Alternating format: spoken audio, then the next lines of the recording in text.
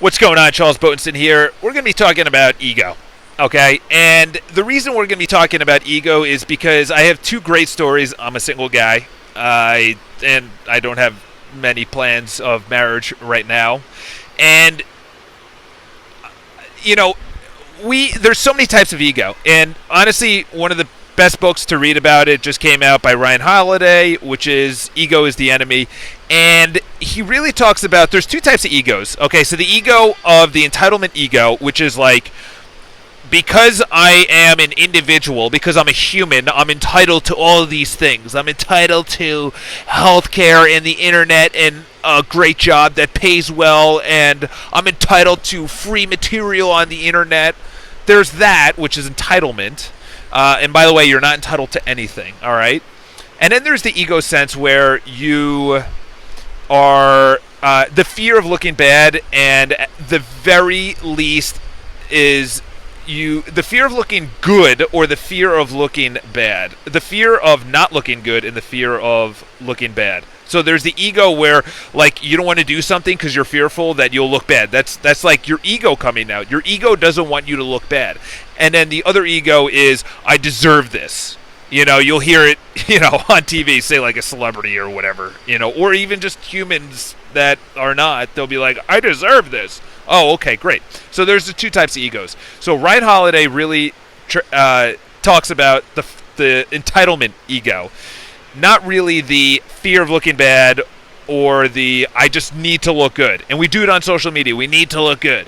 The best photo, and then we filter it, and then we have the best context, and if it doesn't get enough likes, then we take it down. That's the second ego. So what we're going to talk about is the second ego, because it's way more destructive than the first ego. Having the entitlement is bad, but it's like, all right, whatever. You could figure that one out. Read the book by Ryan Holiday. The second one, which is looking good, and the very least, the fear of looking bad. I'll give you an example. Approaching a pretty girl, and this is me. Okay, this is actually a real-life example. I was on the train, the Long Island Railroad, and Long Island Railroad is essentially like Amtrak or any other commuter train. You're sitting down and everything else, and this it's a two-story train, and I'm on the bottom story, and there's this really attractive girl in the second story, and we made eye contact and everything else, and immediately you can see that there's some attraction between both of us. And this is the funny thing is, in my mind, I'm like, Charles, go up and start talking to her. And then in my other mind, it's saying, no, people are going to hear it. It's late. You're tired. It's 7:30.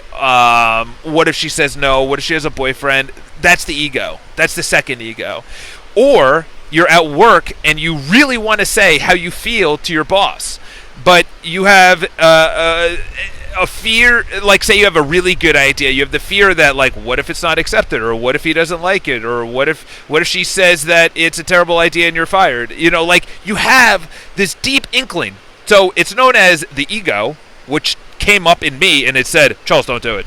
And I was like, okay. And then you have the self, capital S and capital E, capital S, that says, Charles, you're attracted to her, go and talk to her.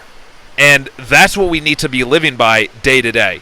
It's why we don't compliment people even when we want to about someone's clothing or their bag. Say we're online and we're buying, I don't know, coffee or whatever, online anywhere. And someone in front of you, you want to talk to them. Or you want to compliment them on their shoes or their bag or their suit or their tie or their hair or their whatever.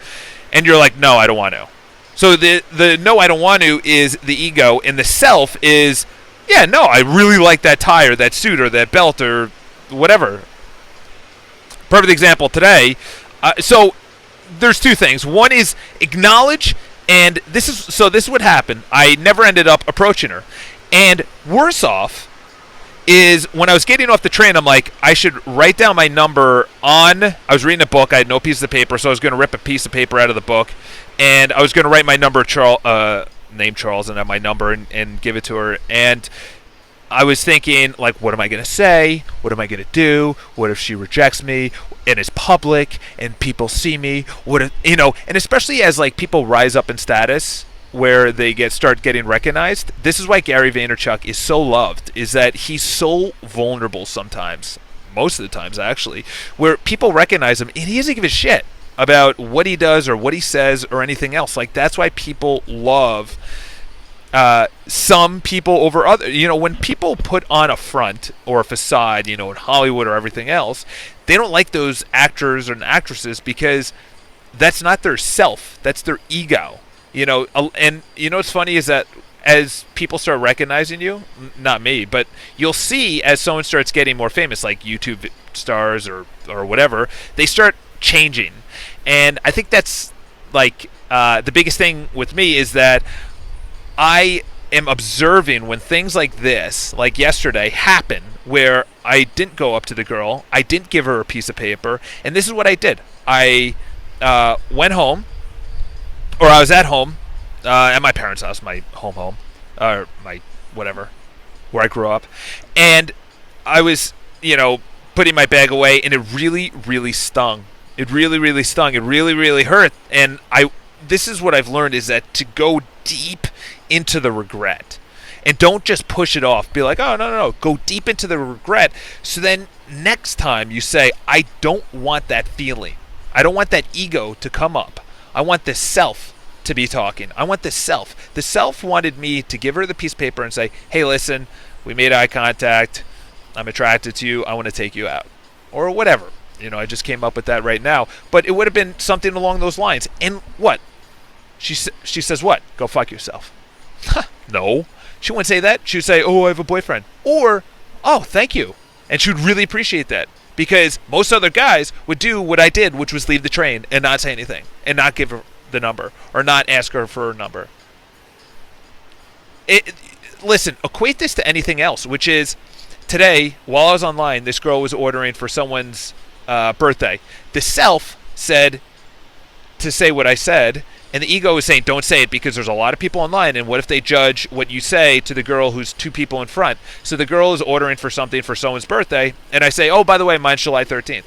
And the whole line erupted in laughter. They're like, oh my God, mine's in July as well. We started talking. The self came through in that moment, and it said, listen, you want to say something that goes along with what this girl is ordering, which she's ordering something for her birthday, and I was joking around that mine's July 13th, and to order that for my birthday. The ego immediately wanted to save me, and the ego, that's all it wants to do, is just save you from the embarrassment of looking bad or the fear that you need to look good always. Observe yourself. I cannot recommend that enough. Is that observe when you totally mess up and you don't ask for the girl's number, or it could be with anything. Not saying what you truly want to say, or do what you truly want to do. Someone says, I want to go to this concert, and you don't want to go, or you don't want to pay a certain amount. Say that. You know how many times we just go along with life? That's keeping us in a box. And that's the observation I truly, as I'm thinking about that, that's truly what it is. Observing when the ego comes out and it just says, don't do that. Don't do it. No. We don't want to do that. We don't want to do that. And then the self is literally saying, that's what I want you to do, and that's what you should do. If we start living with what our self wants, capital S, instead of the ego, capital E, and there's an amazing book in Athlete Mind or Elite Mind. Crap, I forgot the name of the book. I'll look it up. And it is it's probably one of the best books I've read in quite some time. I took pages and pages and pages and pages of notes. And it was Elite Mindset or something. I don't know. Google it, and it's by some guy. I know that doesn't help at all. But, so start living from the self. And then when you live from the ego, which is don't do what you want, or you protect yourself, or you don't say what you want, or anything, really dig deep down into that. And I could tell you right now, when I was back at my parents' house, after that whole episode of not giving my number to the girl or even approaching the girl or anything, I vehemently regretted it. And for a couple of hours too, because it was like electricity when we made eye contact. She was beautiful, and I didn't do anything. I was a big freaking pansy. or you could throw in any other word you want. So have an awesome day. Live from yourself, and because that's a big regret. That's regrets, is living from your ego instead of from yourself. And go out and read Ryan Holiday's book. It's a good read. And I'll think of the other one. I'll link it below, hopefully. Otherwise, just remind me in the comments. All right, have an awesome day. Talk to you guys soon.